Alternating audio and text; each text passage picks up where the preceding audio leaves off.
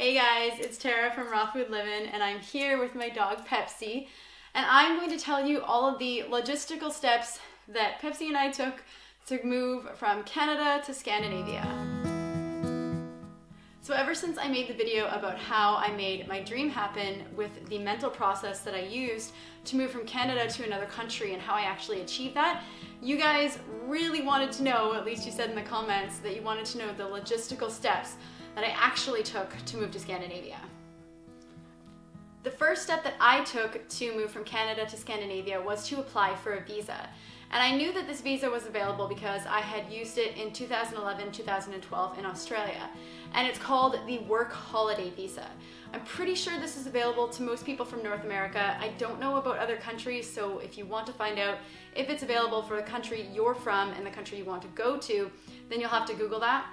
But definitely for anyone who's from America or Canada, if you want a working holiday, which is a one-year visa, you can do it in pretty much any country. Any country in Europe, and definitely Australia as well, and the UK, because we're Commonwealth, at least for us Canadians. And the work holiday visa entitles you to 1 year in the country, and you're able to work that entire time and live that entire time as a resident, not as a citizen though, just as a resident of that country. And for Sweden in particular, it was called the Youth Exchange Program, and that was between Sweden and Canada. And the reason I chose Sweden was actually because it was one of the easiest countries to get into in terms of what they require you to have for this visa. And it is pretty strict. They require you to have a certain amount of money in your bank account. You have to buy a year's worth of travel, health, and medical insurance, which is also very expensive. And you have to go through the application process and also pay for that before you're even approved for any of this. You also have to show proof of your flight. And this was much easier when I went to Australia a few years ago. They didn't require any of this information, but Sweden is definitely more... What are you doing, Pepsi? He's got his paw here. Sweden is definitely more strict, and I think a lot of countries in Europe are more strict than Australia was with the same visa. The next logistical step was what I actually had to do once I arrived in Sweden. The first thing I did was head to the migration agency to get my residence permit, or to apply for having my residence permit sent to where I was staying here with friends. After I receive that in the mail, I have to set up the next steps, which is going to the tax agency and registering for a Swedish personal number, which allows me to live and work here and get paid. Having that Swedish personal number also enables me to go and set up a bank account and a phone plan. But you really can't do anything without following these logistical steps. In Sweden, it is very strict and very rigid, and if you don't follow the steps, then you cannot set up necessities like a phone plan and an apartment and a place to live and a place to work and all of that. And if you're looking to move to another country, it's a really good idea to do what I did, which is look at that country's website and see all of the steps that are involved in actually immigrating to that country, even if it's temporarily. It's not necessarily difficult, but a lot of times it just takes a few steps and a lot of time to get it done. And when I say that I'm moving to another country, for me that is never permanent. There is no move in my life that is ever permanent.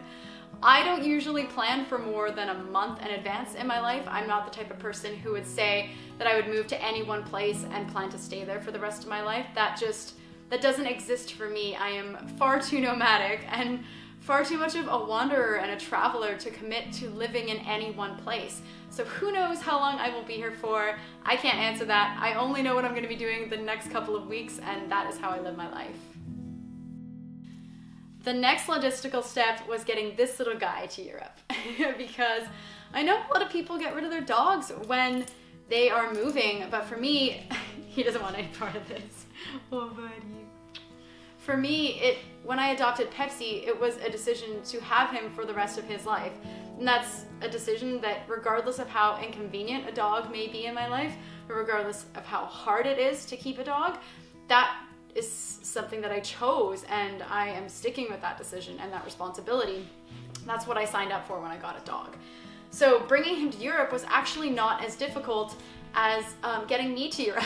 Actually, it was easier to get the dog into Scandinavia than it was for me to go through the whole application process and all of the logistics once I'm here. If you are looking to travel with your dog to a different country, the odds are you do not have to put your dog in quarantine. You just have to do some paperwork. Unless you're bringing your dog to the UK, that is a totally different story. I haven't looked into that entirely. But at least for most countries in Europe, if you want to bring your dog along, and you don't want your dog to go into quarantine, here are the steps you have to follow. The first step is to make sure your dog or your cat or your pet is vaccinated. I'm not a big fan of vaccinations, but that was something I had to do, was to make sure he had his rabies vaccination. I'm from a rabies-controlled country, Canada, and there's a list of those rabies-controlled countries online, and Scandinavia required me, as a Canadian, to have this certain paperwork. So the first thing was getting him vaccinated, and it had to be within a certain time period. It had to have a 3-week incubation period of the time that I gave him the vaccination until the time that I got on the plane, at least 3 weeks before I left on the plane. If I had let the time pass and if I had waited only 2 weeks from the time I got his vaccination to my flight, he wouldn't have been able to fly with me. So that time period for the incubation of the vaccine is really important. The second thing that I had to do with Pepsi is get him microchipped, which I felt more comfortable with anyways, because if anything were to have happened to him while I was flying to Scandinavia, if he were to be lost, all they have to do is scan his back, and all of my information, including my parents' address and telephone number and all of my information personally about being the owner of Pepsi, comes up on their screen. So they could contact my family, let me know that Pepsi's been found, and I feel so much safer and so much more comfortable traveling with Pepsi having that microchip. But it was important that I first got the vaccination and then the microchip, because in the microchip information, it has to include information about the rabies vaccine. So for me, and traveling from Canada to Sweden, it was really important to do it in that order. The third and last step that I had to take for getting Pepsi into Scandinavia was to get his paperwork done.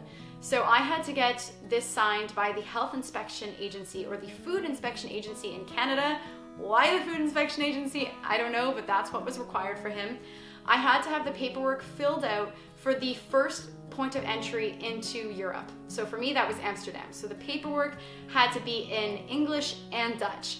It had to be filled out by my vet, and all of this had to be done no earlier than 10 days before you travel. They want to know that within 10 days of your dog traveling to another country, that he is safe and disease-free and healthy, and they want that guarantee from your vet. All the paperwork has to be filled out precisely, and then you have to get a signature from the Food Inspection Agency in Canada stating that all this information is correct. Now, I know this seems like a lot of steps to bring your dog to another country, but all in all, this costed maybe about $175 Canadian, and it really wasn't that big of a deal, considering that the alternative is putting him into a cage in some facility in quarantine for weeks and only being able to see him for an hour a day. So I was more than willing to go through the logistical steps to get him into Europe. So I hope the steps that I outlined in this video give you a little bit of clarity if you are looking to move to a different country.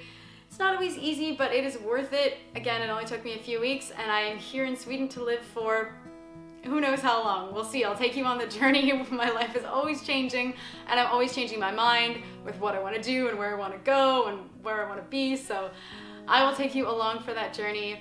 And if you want to see more videos about Sweden or day in the life in Sweden, moving in Sweden, just being in this country and eating delicious raw food, what I'm doing for work, I'm getting all of that lined up. So I will have those videos coming for you guys. But if you want to see any more videos like this, give this video a thumbs up, share and subscribe. And if you want to support the work I do here with Raw Food Livin', you can go to my Patreon page, which is patreon.com/rawfoodlivin', and choose to support me there so I can keep creating awesome content for you guys. And thanks for watching. Pepsi says bye. A little bit. He's lazy, he doesn't want to get up. But we'll catch you guys next time.